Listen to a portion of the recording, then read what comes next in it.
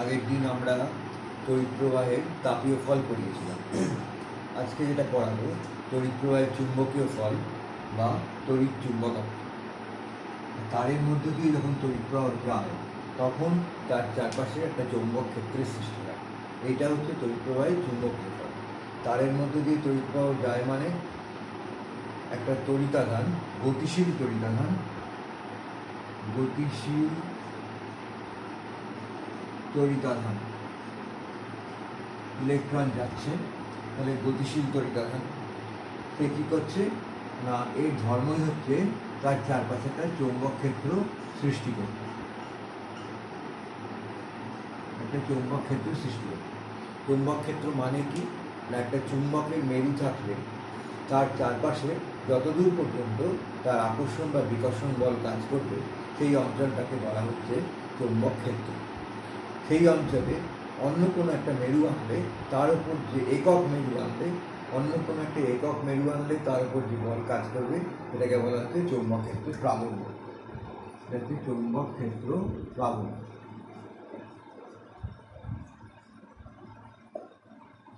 চৌম্বক প্রাবল্য বা চৌম্বক ক্ষেত্র প্রাবল্য।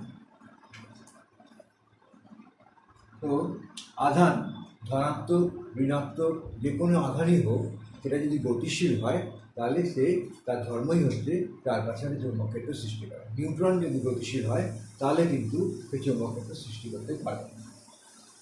এই তড়িৎ প্রবাহের চুম্বকীয় ফল দু রকমের ঘটনা আছে। একটা হচ্ছে চুম্বকের ওপর তড়িতের ক্রিয়া, চুম্বকের উপর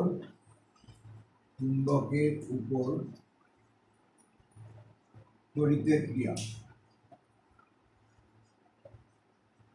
আরেকটা হচ্ছে 2 নম্বর হচ্ছে তড়িতের ওপর চুম্বকের ক্রিয়া, তড়িতের উপর চুম্বকের ক্রিয়া।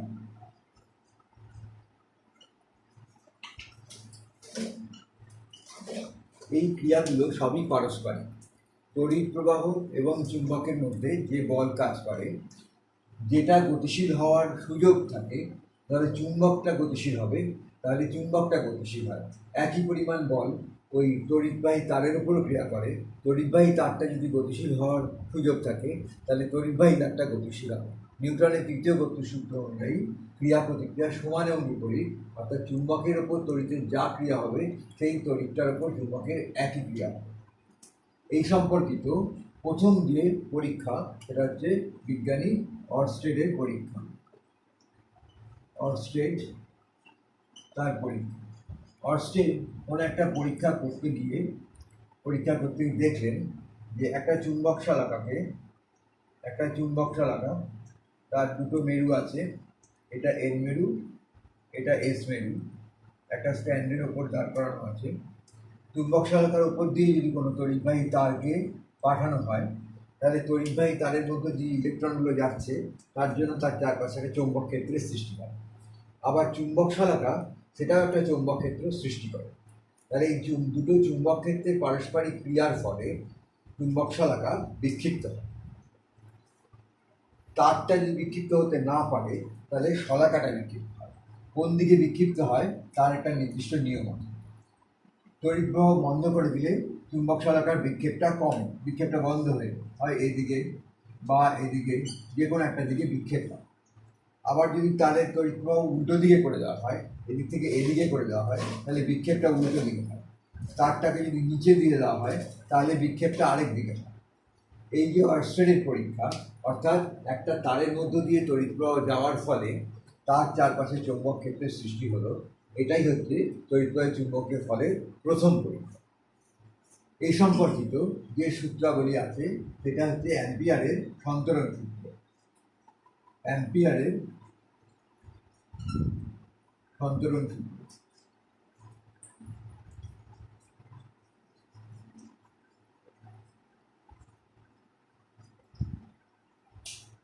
অ্যাম্পিয়ার বলেছিলেন যে কোনো একটা মানুষ, তার মানে আমরা দেখতে পাচ্ছি যে তারের মধ্য দিয়ে তড়িৎ প্রবাহ যাওয়ার ফলে তার চারপাশে একটা চৌম্বক ক্ষেত্রের সৃষ্টি হচ্ছে। সেই চৌম্বক ক্ষেত্রটা এই চুম্বক শলাকার চৌম্বক ক্ষেত্রকে বিক্ষিপ্ত করছে, ফলে চুম্বক শলাকা বিক্ষিপ্ত হচ্ছে। অ্যাম্পিয়ারের সন্তরণ সূত্র অনুযায়ী অ্যাম্পিয়ার বলেছিলেন যে কোনো একটা লোক যদি তড়িৎবাহী তারের অভিমুখে সাঁতার কাটে এবং তার মুখটা যদি চুম্বক শলাকার দিকে থাকে, তবে তার বাঁ হাতটা যেদিকে বিক্ষিপ্ত হবে চুম্বক শলাকার উত্তর মেরু সেদিকে বিক্ষিপ্ত হবে। যেমন ধরো যে একটা লোক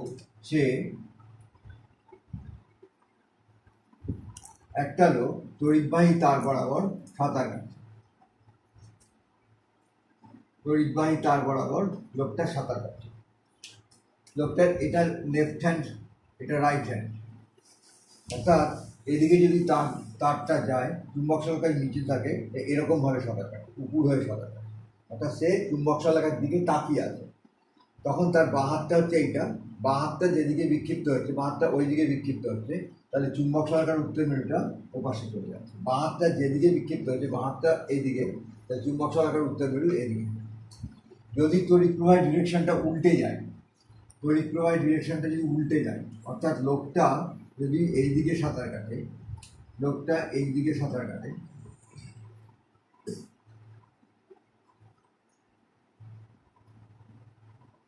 তড়িৎ প্রবাহের ডিরেকশনটা যদি এদিকটাতে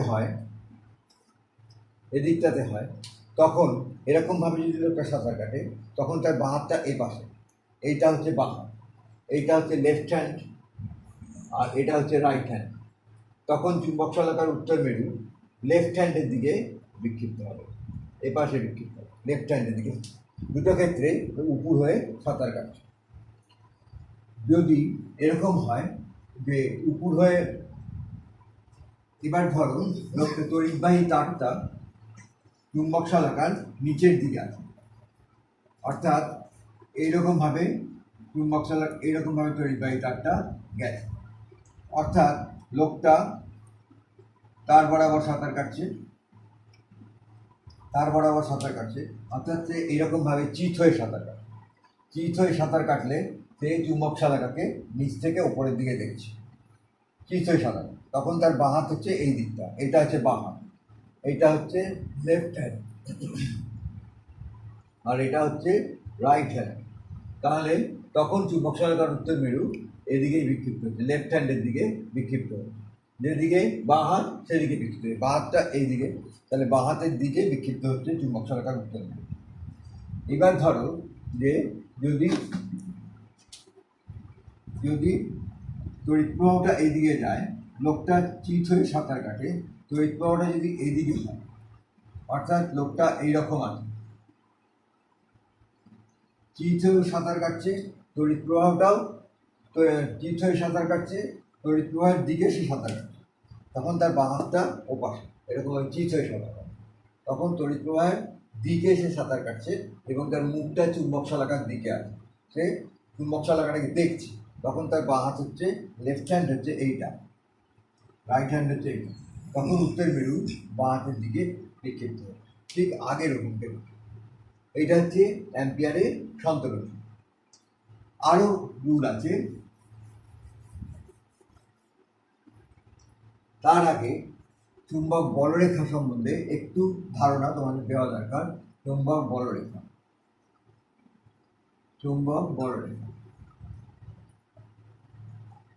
ধরো এটা একটা দ্বন্দ্বচুম্বকে এটা হচ্ছে এন মেরু, এটা হচ্ছে এস মেরু। দ্বন্দ্বচুম্বক সম্বন্ধে ধারণা তোমাদের আছে। এখানে যদি কোনো চুম্বক শলাকাকে রাখি, সে নিজেই সে আস্তে আস্তে একে সরিয়ে দিলে সে এখান থেকে এইরকম পথে চলে যাবে। যদি এখান থেকে চুম্বক শলাকাকে স্টার্ট করি, তাহলে সে এইভাবে যাবে। অর্থাৎ আমি যদি একটা চুম্বক শলাকাকে, একটা কম্পাসকে এখানে বসাই, চুম্বক কম্পাসের মুখটা এখানে থাকে, এই জায়গাটাকে তুলে নিয়ে কম্পাসটাকে যদি আবার এখানে বসাই, মুখটা এরকম হবে, মানে অটোমেটিক্যালি এইটা এরকমভাবে বাঁকতে এইভাবে চলে যাবে। আবার এদিকেও ঠিক তাই, এদিকেও বসালে ও এরকম যাবে। তার মানেটা হচ্ছে যে যদি চুম্বক, এটাকে দ্বন্দ্বচুম্বক এখানে রয়েছে, তার চারপাশে একটা চৌম্বক ক্ষেত্র রয়েছে। যখনই একটা চুম্বক মেরু থাকবে তখন তার চারপাশে চৌম্বক ক্ষেত্র থাকবে। সেই চৌম্বক ক্ষেত্রে যদি অন্য কোনো মেরু আনা হয় একক বিচ্ছিন্ন উত্তর মেরু, একক বিচ্ছিন্ন উত্তর মেরু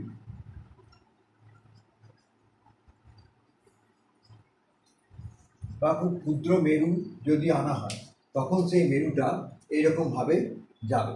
এই পথটা একটা কাল্পনিক পথ। সেই কাল্পনিক পথে এটার কোনো বাস্তব অস্তিত্ব নেই, কিন্তু যদি এইভাবে এখানে এরকম পথের ওপরে কোনো মেরুকে রাখা হয়, এখানে ধরো একটা কোনো মেরুকে রাখা হয়েছে, সেই মেরুটা এই পথে স্পর্শক বরাবর একটা বল অনুভব করবে, স্পর্শক বরাবর একটা বল অনুভব করবে এরকম। এই পথের এই স্পর্শক বরাবর এখানে যদি কোনো মেরু থাকে এইরকমভাবে বল অনুভব করবে। এই পথগুলোকে বলা হচ্ছে বলরেখা। এগুলো আরও তোমরা যখন একাদশ দ্বাদশ শ্রেণীতে উঠবে তখন এগুলো খুব ডিটেলসে পড়বে। এখন একটা খুব সাধারণ ধারণা দেওয়া হলো যে এই পথগুলোর সঙ্গে স্পর্শকভাবে যে যে স্পর্শকগুলো এঁকেছি সেই স্পর্শকের দিকে এইখানে যদি কোনো মেরু রাখা হয় সেই মেরুর উপর একটা বল কাজ করে, সেই বলটা হচ্ছে চৌম্বক বল। অর্থাৎ মেরুটা এদিকে যাওয়ার চেষ্টা করবে, যে এখান থেকে এদিকে যাওয়ার চেষ্টা করবে আবার এখানে চলে আসছে, এখানে বলটা এদিকে কাজ করবে, ফলে এরকমভাবে আস্তে আস্তে বক্ররেখা বরাবর ঘুরবে। এটা হচ্ছে চৌম্বক বল। একটা তড়িৎবাহী তারকে যদি আমরা এরকমভাবে কোনো তড়িৎবাহী তারকে রাখি, তড়িৎ প্রবাহ যাচ্ছে ওপরের দিকে, তখন তার বলরেখা কীরকম হবে? আমি যদি ডান হাতের মুষ্টিটাকে এইভাবে রাখি, যে বৃদ্ধাঙ্গুষ্ঠ মানে বুড়ো আঙ্গুলের দিকে যদি তড়িৎ প্রবাহ হয়, তখন বলরেখার মুখটা হবে এই আঙ্গুলগুলো যেদিকে মুখ করেছে এইরকমভাবে বলরেখার মুখ হবে, এই আঙ্গুলগুলো যেদিকে, অর্থাৎ অ্যান্টি ক্লকওয়াইজ এরকমভাবে বলরেখা, এইরকমভাবে বলরেখাগুলো ঘুরছে।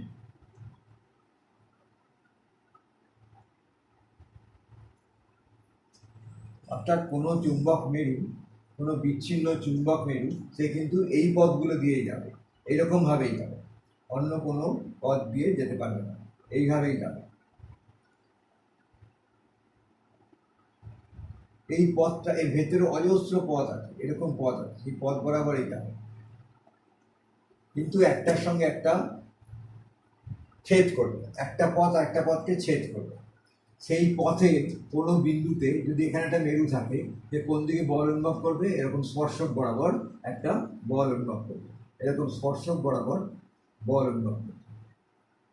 এই বলটা হচ্ছে চুম্বকীয় বল, চুম্বক বল, বল অনুভব। আবার যদি এটা তড়িৎ প্রবাহটা নিচের দিকে হয়, তখন বলরেখাগুলো উল্টো দিকে হবে।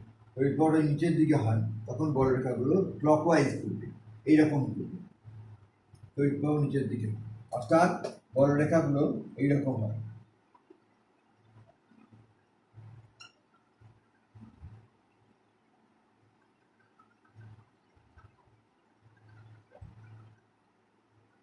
এইরকম বলরেখা এখানেও তাই, বলের চুম্বক বলের অভিমুখটা সবসময় স্পর্শক বরাবর,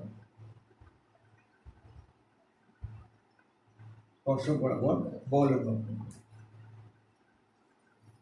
যদি এই তারটা যদি কোনো কার্ডবোর্ডের মধ্যে তারটাকে রাখা হয়, কার্ডবোর্ডের মধ্যে কোনো তারটাকে রাখলে লোহা চূর্ণগুলোকে যদি আমি ছড়িয়ে দিই, আমি সেই ছবিটা আঁকছি,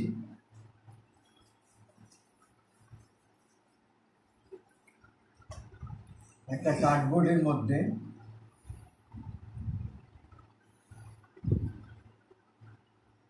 এরকমভাবে তারটা যায় তড়িৎ প্রবাহটা ওপরের দিকে, তাহলে বলরেখাগুলো এইভাবে সজ্জিত হয়ে যায়।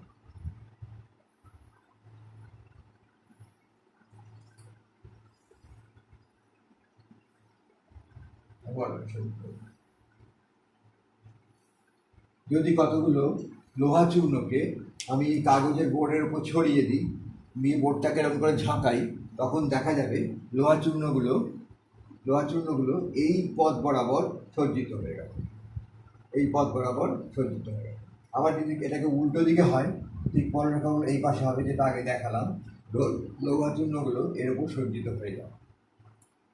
যদি একটা বৃত্তাকার কুণ্ডলী থাকে, বৃত্তাকার তার কুণ্ডলী থাকে, ধরো এই একটা বৃত্তাকার তার কুণ্ডলী,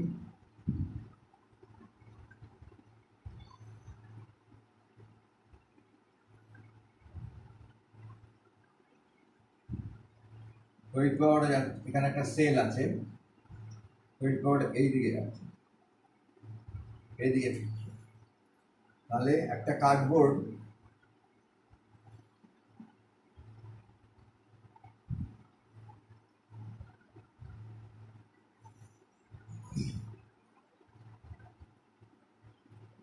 কার্ডবোর্ডের মধ্য দিয়ে কুণ্ডলীটা যাচ্ছে।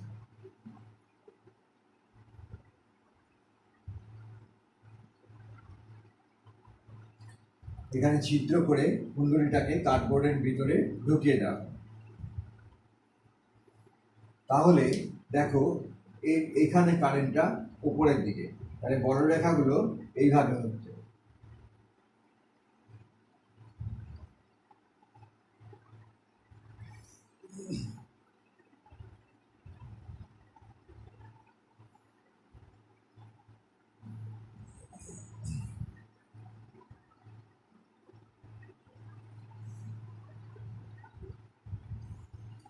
আবার এইটার জন্য কারেন্টটা নিচের দিকে, বড় রেখাগুলো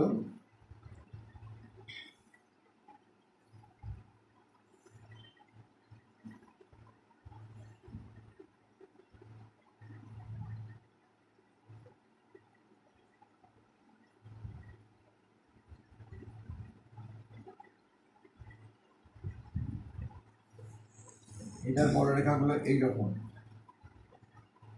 এটার বড় রেখাগুলো এইরকম। অর্থাৎ আমরা দেখতে পাচ্ছি তারের কুণ্ডলী মাঝ বরাবর এটার জন্য, এই তারের জন্য বড় রেখা যেদিকে, এই তারের জন্য বড় রেখা সেই দিকে। অর্থাৎ মাঝ বরাবর বড় রেখাগুলো একই দিকে হয়ে যাচ্ছে। এদিকে উল্টো দিকে, এ পাশটাতে উল্টো দিকে, এ পাশটাতে এইদিকে নামছে, উল্টো দিকে হচ্ছে। এটা এদিকে যাচ্ছে, এটা এদিকে যাচ্ছে। আর এ পাশে কিন্তু মাঝখানে কিন্তু দুটোই একই দিকে যাচ্ছে। অর্থাৎ মাঝখানে বড় রেখাগুলো একই দিকে, সেই জন্য মাঝখানে চৌম্বক ক্ষেত্রের প্রাবল্যটা সবচেয়ে বেশি। যদি এইরকম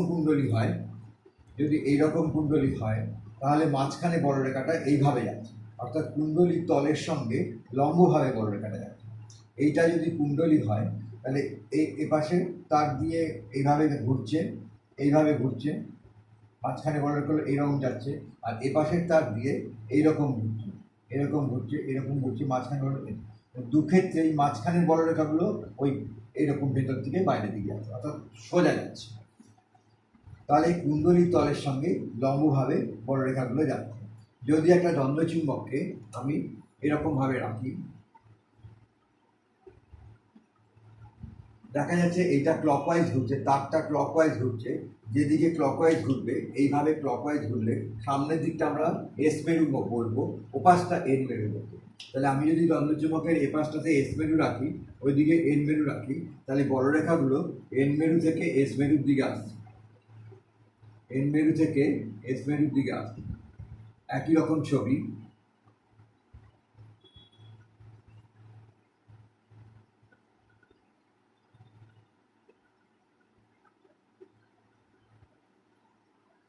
দেখো এন মেরু থেকে এস মেরুর দিকে আসছে, এন মেরু থেকে এস মেরুর দিকে আসছে, এদিকেও এন মেরু থেকে এস মেরুর দিকে আসছে, এন মেরু থেকে এস মেরুর দিকে আসছে, একই দিকে আসছে। তার মানে এই তারটার আমার দিকে, আমি সামনের দিকে দেখতে পেলে তারটাকে দেখতে পাচ্ছি ক্লকওয়াইজ কারেন্ট ঘুরছে, দক্ষিণাবর্তী।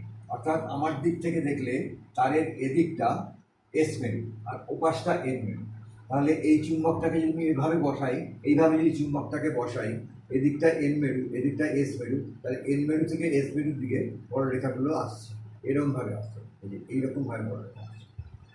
এদিকেও এন মেরু থেকে এস মেরুর দিকে এইভাবে বড় রেখাগুলো আসছে। তড়িতের ওপর, এটা হচ্ছে তড়িতের ওপর, এই চুম্বকের ওপর তড়িতের ক্রিয়া।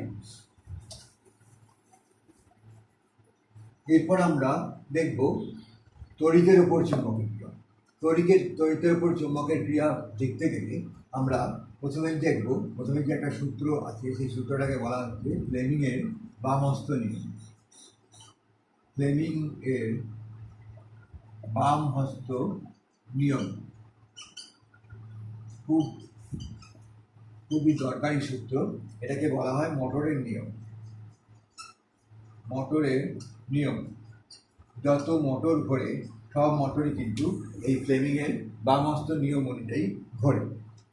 এখানে এটা হচ্ছে চুম্বকের চুম্বকের ওপর তড়িতের ওপর চুম্বকের ক্রিয়া। এটা হচ্ছে তড়িতের ওপর চুম্বকের ক্রিয়া। কীরকমভাবে দেখাচ্ছি, বাঁ হাতের তিনটি আঙ্গুল যদি সমকোণে রাখা হয়, এটার দিকটা হচ্ছে চৌম্বক ক্ষেত্রের দিক, এটা হচ্ছে তড়িৎ প্রবাহের দিক, যেদিকে তড়িৎ প্রবাহ হচ্ছে। তাহলে এই যে বৃদ্ধাঙ্গুষ্ঠ যেদিকে মুখ করে আছে, এটা হচ্ছে তড়িৎ পরিবাহীর গতিরোধী, মানে তড়িৎ পরিবাহীটা কোন দিকে বিক্ষিপ্ত হবে। তড়িৎ পরিবাহী তারটা এইরকমভাবে আছে, এইটা তার, মানে এইদিকে তড়িৎ প্রবাহ যাচ্ছে, এইদিকে চৌম্বক ক্ষেত্র। তাহলে এই যে তারটা, সেটা কোন দিকে বিক্ষিপ্ত হবে? এদিকে বিক্ষিপ্ত। বাঁ হাতের বৃদ্ধাঙ্গুষ্ঠ যেদিকে আছে সেদিকে বিক্ষিপ্ত হবে। এটা হচ্ছে ফ্লেমিংয়ের বাম হস্ত নিয়ম। এটা চৌম্বক ক্ষেত্রের দিক হচ্ছে এটা তড়িৎ প্রবাহের দিক, যেদিকে তড়িৎ প্রবাহ হচ্ছে। তাহলে এই যে তড়িৎ প্রবাহটা কোন দিকে বিক্ষিপ্ত হবে, অর্থাৎ এই যে তড়িৎ প্রবাহ যেদিকে যাচ্ছে, পরিবাহীটা কোন দিকে বিক্ষিপ্ত হবে? এই পরিবাহীটা এই দিকে বিক্ষিপ্ত হবে।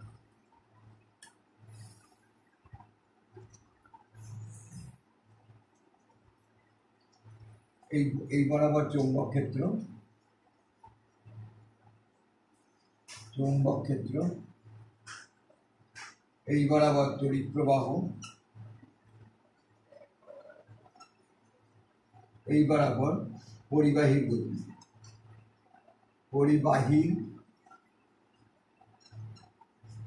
গতি, এক্ষেত্রে আমরা দেখতে পাচ্ছি বার্লো চক্র, এটাকে বলা হচ্ছে বার্লো চক্র। কীরকম ভাবে যাচ্ছে? এটা একটা ব্যাটারি ধনাত্মক মেরু, এটা হচ্ছে ঋণাত্মক মেরু। তার মানে তড়িৎ প্রবাহটা এইভাবে যাচ্ছে, এইভাবে তড়িৎ প্রবাহ যাচ্ছে। তড়িৎ প্রবাহ এখান দিয়ে ধাতব পাত দিয়ে যাচ্ছে, গিয়ে এটা একটা চক্র। সেই চাকাটা ঘুরতে পারে। এই চাকাটার দাঁতের মধ্য দিয়ে, এই দাঁতটা একটা পারদের মধ্যে ডোবানো আছে। এখানটাতে কিন্তু তার নেই, পারদের ধাতু, তার মধ্যে প্রবাহ হচ্ছে, আবার এর ভেতর দিয়ে কানেকশন আছে, কানেকশন হয়ে ব্যাটারির নেগেটিভ প্রান্তে চলে গেছে। যখন তারটার মধ্য দিয়ে কারেন্টটা যাচ্ছে, তার মানে এবার ফ্লেমিংয়ের বামহস্ত নিয়ম মিলিয়ে দেখো, এন মেরু থেকে এস মেরুর মধ্যে এই পারদটা বসানো আছে। তাহলে চৌম্বক ক্ষেত্র এন মেরু থেকে এস মেরুর দিকে চৌম্বক ক্ষেত্র। তড়িৎ প্রবাহটা নামছে কোন দিকে? এই দিকে নামছে। এইরকম তড়িৎ প্রবাহটা নামছে এন মেরু থেকে এস মেরুর দিকে। তাহলে চাকাটা বিক্ষিপ্ত হচ্ছে কোন দিকে? এই দিকে। অর্থাৎ এই চাকাটা এই দিকে বিক্ষিপ্ত হবে, এই দিকে বিক্ষিপ্ত হচ্ছে চাকাটা। ঠিক আছে, আরেকবার দেখাচ্ছি যে এন মেরু থেকে এস মেরুর দিকে চৌম্বক ক্ষেত্র, তড়িৎ প্রবাহটা নিচের দিকে নামছে, নিচের দিকে তড়িৎ প্রবাহ নামছে, চাকাটা বিক্ষিপ্ত হচ্ছে এ পাশে। অর্থাৎ এই দাঁতটা এদিকে ঘুরে আসছে। দাঁতটা যেই এদিকে ঘুরে আসছে, কানেকশন বিচ্ছিন্ন হচ্ছে, কিন্তু গতি জড়তার জন্য এই দাঁতটা আবার এখানে চলে আসছে, সে আবার এইদিকে বিক্ষিপ্ত হচ্ছে। এইরকমভাবে চাকাটা ঘুরছে। এখানে তড়িৎ প্রবাহটার ওপর, এটার মধ্যে এটা পরিবাহীর মতন ব্যবহার করছে, তাহলে পরিবাহীটা বিক্ষিপ্ত। চুম্বকটা এখানে আছে, তাহলে এখানে তড়িৎ প্রবাহের ওপর চুম্বকের ক্রিয়া এইভাবে করছে। যদি আমি এটার ডিরেকশনটা, ব্যাটারিটা উল্টে দিই, অর্থাৎ তড়িৎ প্রবাহটা নিচ থেকে ওপরের দিকে দিই, তখন চাকাটা এইদিকে ঘুরবে। নিচ থেকে যদি ওপরের দিকে দিই তড়িৎ প্রবাহটা, এরকম চৌম্বক ক্ষেত্র, তড়িৎ প্রবাহ নিচ থেকে ওপরের দিকে, এদিকটায় চৌম্বক ক্ষেত্র রয়েছে, তড়িৎ প্রবাহটা নিচ থেকে ওপরের দিকে, তাহলে চাকাটা ওই দিকে ঘুরবে, তখন চাকাটা উল্টে দিবে। তো এইভাবে আমরা বার্লো চক্রের ঘূর্ণনটা নিয়ন্ত্রণ করতে পারি। কীভাবে? তড়িৎ প্রবাহের ডিরেকশনটা উল্টিয়ে, তড়িৎ প্রবাহ একদিকে গেলে চাকাটা ঘূর্ণন একদিকে হবে, তড়িৎ প্রবাহটা উল্টো দিকে গেলে চাকাটা ঘূর্ণনটা উল্টো দিকে হবে। বার্লো চক্রের ঘূর্ণনের গতিবেগটা বাড়ানো যাবে কীভাবে? বাড়ানো বা কমানো যাবে কীভাবে?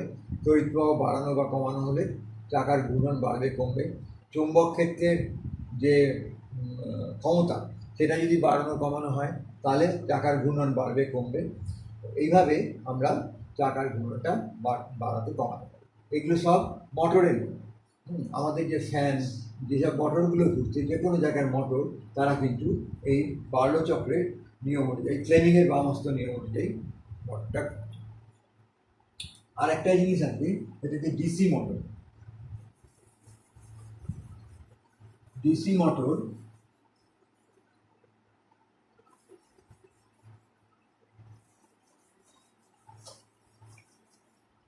ডিসি মোটর দুটো ডিসি মোটর,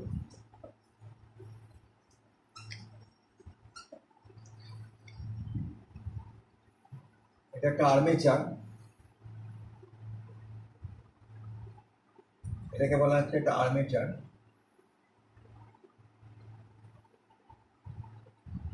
আর্মেচারটা একটা হাফ রিং, তামার তৈরি একটা রিং, এটা আরেকটা হাফ রিং সঙ্গে যুক্ত। এখানে একটা ব্রাশ, কার্বন ব্রাশ আছে, এই ব্রাশটার সঙ্গে সার্কিটটা যুক্ত।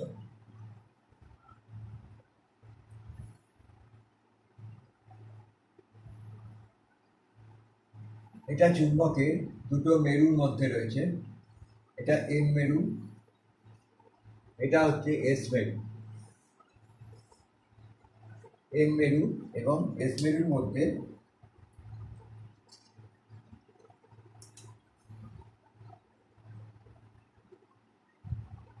আর্মেচারটা ঘুরছে। A B C D. যখন কারেন্টটা এদিক থেকে যাচ্ছে, কারেন্টটা এখান থেকে এদিকে যাচ্ছে, এরকমভাবে কারেন্টটা যাচ্ছে, গিয়ে এই পথে যাচ্ছে এবং ঘুরে এসে এই পথে যাচ্ছে। এবার দেখো, যদি ফ্লেমিংয়ের বামহস্ত নিয়ম প্রয়োগ করি, ফ্লেমিংয়ের বামহস্ত নিয়ম প্রয়োগ করলে যে এইদিকে হচ্ছে এন থেকে এস এর দিকে চৌম্বক ক্ষেত্র, কারেন্টটা এ থেকে বি এর দিকে যাচ্ছে, তখন ওটা ওপাশ দিকে চলে যাচ্ছে, তখন এই তারটা, এবি তারটা ভিতরের দিকে যাচ্ছে। এইটা হচ্ছে তার ঘূর্ণন অক্ষটা। ঘূর্ণন অক্ষটা এবি তারটা ভিতরে ওই পাশে চলে যাচ্ছে, এবি তারটা। আর সিজি তারটায় কি হচ্ছে দেখো, সি তারটা হচ্ছে চৌম্বক ক্ষেত্র এইদিকে, এন থেকে এস এর দিকে চৌম্বক ক্ষেত্র, এই যে চৌম্বক ক্ষেত্রের ডি, কারেন্টটা সিজি তারে সি থেকে ডি এর দিকে নিচের দিকে আসছে, সিজি তারটার বিক্ষেপটা কোন দিকে হচ্ছে, এই দিকে হচ্ছে, আমার দিকে হচ্ছে। এবি তারের বিক্ষেপটা ভেতরের দিকে হচ্ছে, সিজি তারের বিক্ষেপটা আমার দিকে।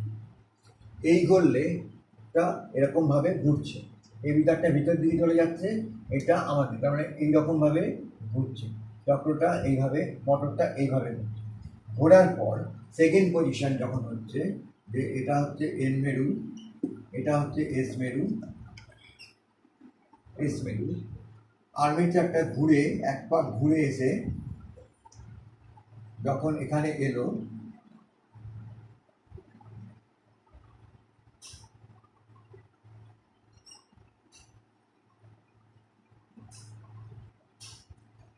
এই ব্রাশটা হচ্ছে C1, এই ব্রাশটা হচ্ছে C2, এই রিংটা হচ্ছে C1, এই রিংটা হচ্ছে C2, এই ব্রাশটা হচ্ছে B1, এই ব্রাশটা হচ্ছে B2।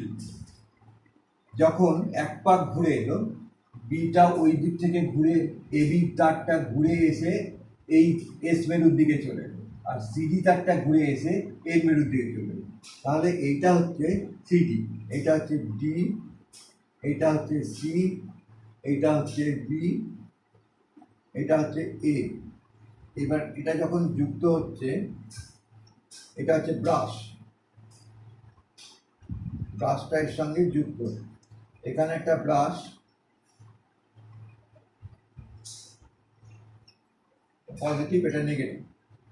এখানে দেখো, এখানে এই তারটার সঙ্গে যে রিংটা ছিল, যে রিংটা এই তারটার সঙ্গে ছিল, এই রিংটা, এই যে সিডি তারের সঙ্গে যে রিংটা ছিল, সি টু রিংটা এখন এ পাশে চলে এসেছে, এটা হচ্ছে C2 রিং, C2।